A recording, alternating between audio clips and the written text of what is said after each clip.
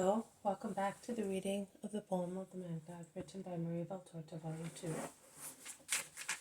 Chapter 235, Part 1. Mary Magdalene in the house of Simon the Pharisee. 21st January 1944. To comfort me in my complex suffering and make me forget the wickedness of men, my Jesus grants me this sweet contemplation. I see a sumptuous hall. A many-branched candlestick is hanging in the center and is completely lit. The hall is hung with beautiful tapestry.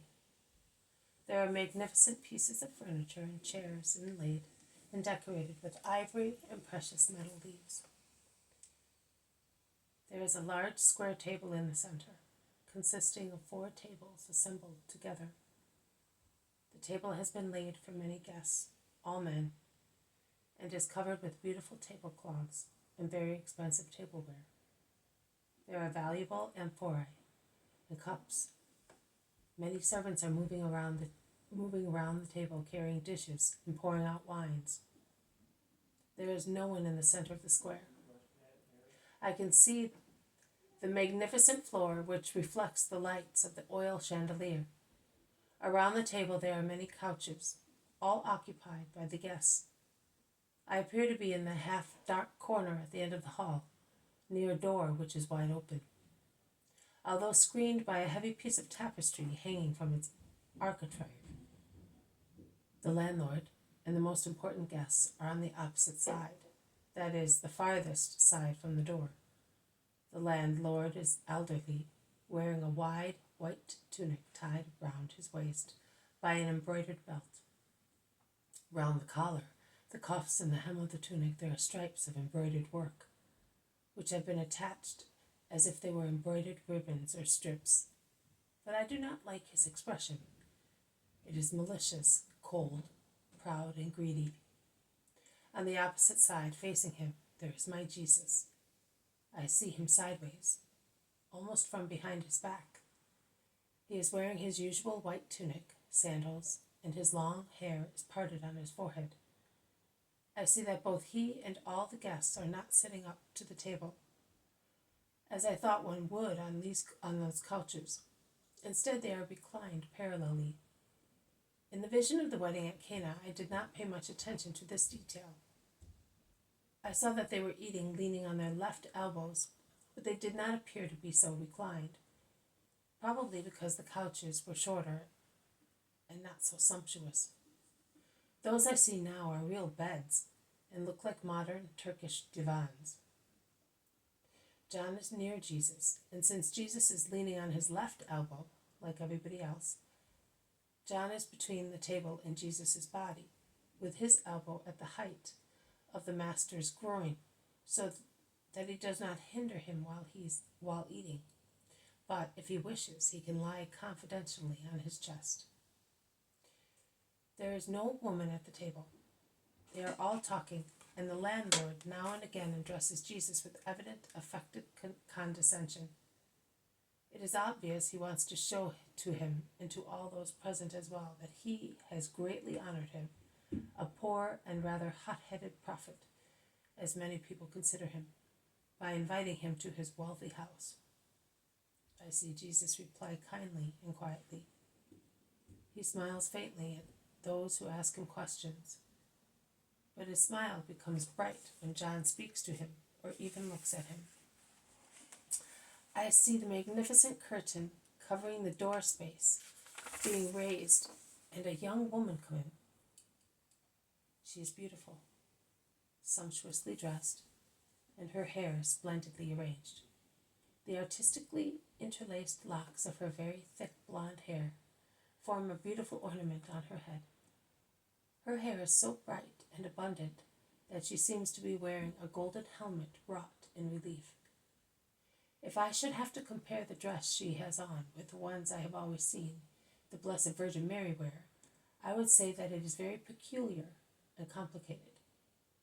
There are buckles on the shoulders, jewels to hold together the pleats at the top of the breast, little gold chains to outline the breast, and the belt is adorned with studs and gems.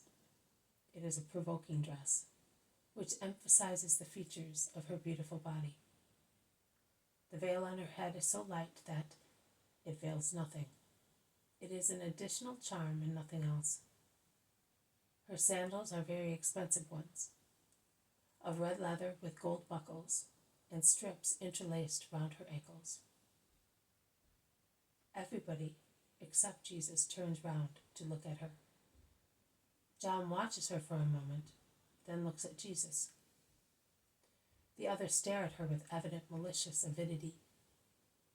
But the woman does not look at them. Neither does she pay attention to the whispering that has arisen in her entrance, at her entrance, or to the winking of the people present, with the exception of Jesus and his disciple. Jesus pretends he has seen nothing. He continues his conversation with the landlord. The woman goes towards Jesus and kneels down at the feet of the Master. She lays on the floor a little vase, shaped like a pot-bellied amphora, takes off her veil, after removing a long, valuable pin, which fastened it to her hair. She removes rings from her fingers and lays everything on the couch near Jesus' feet. She then takes his feet in her hands, first the right one and then the left one, unlaces his sandals and lays them on the floor. She then kisses his feet, bursting into tears. She rests her forehead on them, caresses them, while tears stream down her face like drops of rain, shining in the light of the chandelier and wetting those adorable feet. Jesus turns his head round very slightly and slowly, and his deep eyes rest for a moment on the woman's reclined head. An absolving glance. He then looks again at the center of the hall, leaving her free in her outburst. But the others do not. They scoff, wink, and sneer. The Pharisee sits up for a moment to have a better view, and his eyes express desire, vexation, and irony. He desires the woman, and that feeling is evident. He is vexed because she has come in so freely, which may cause the others to think that she is a habitual guest in the house. And he is ironical with regard to Jesus. But the woman is not aware of anything. She continues to shed torrents of tears noiselessly. She weeps, and now and again she sobs. She then lets her hair down, after removing the gold hairpins, which held up her complicated hairdress. And she puts also the hairpins near the rings and the long veil pin. Her golden locks roll down her back. She takes them with both hands, brings them in front of her, and rubs them on Jesus' wet feet until she sees that they are dry. She dips her fingers into the little vase and takes out a yellowish, highly scented ointment, a sweet-smelling perfume, a mixture of lily and tuberose, spreads throughout the hall. The woman uses it profusely. She spreads it, kissing and caressing his feet at the same time. Jesus looks at her now and again with so much loving pity. John, who looked round in amazement when she burst into tears, cannot detach his eyes from Jesus and the woman, and looks at them alternately. The face of the Pharisee has become more and more sullen. I now hear the well-known words of the gospel, and I hear them uttered in a tone and with a look which cause the old resentful man to lower his head. I hear the words absolving the woman, who goes away leaving her jewels at Jesus' feet. She has tied her veil round her head, thus gathering together her disheveled hair as best she can. Jesus, while saying to her, "Go in peace," lays his hand on her reclined head for a moment, a very gentle gesture. This has been a reading from the poem of the Man God, written by Maria Valtorta, Volume 2, Chapter 235, Part 1, Mary Magdalene in the House of Simon the Pharisee.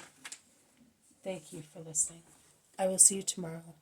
May God bless you, and may peace be with you.